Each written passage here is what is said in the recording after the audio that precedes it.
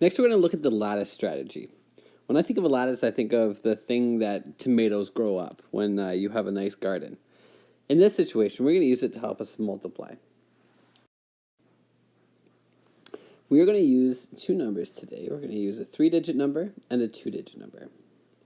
So let's start with 123 times 27.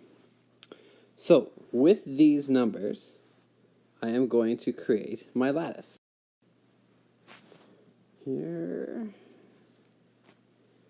try my best to create a nice, neat lattice here. So we have 123 and 27. So it looks like a lattice, as I said before. It makes me think of things that tomatoes grow up, but obviously we're using it to multiply here.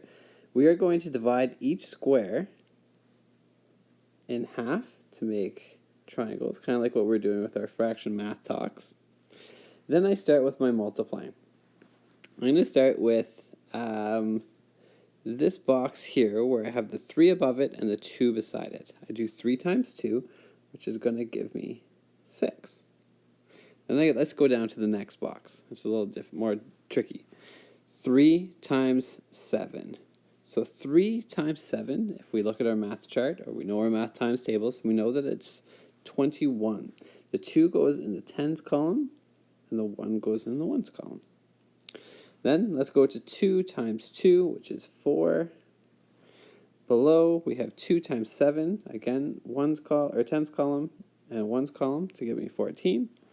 Over here, we have 1 times 2, which is 2, and then 1 times 7, which is 7. The cool thing about the lattice strategy is then you do your addition, but you do it on a diagonal within those lines.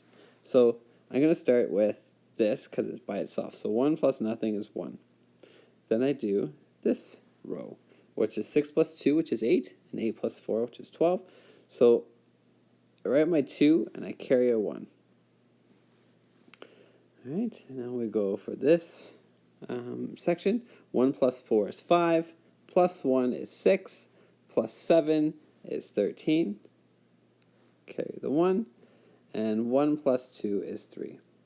So that gives me a grand total of 3,321. If we wanted to check, we could check that with a calculator, but I'm quite confident that that's correct. This is the lattice strategy. Feel free to use it if you are comfortable with it. I would like everyone to at least try it.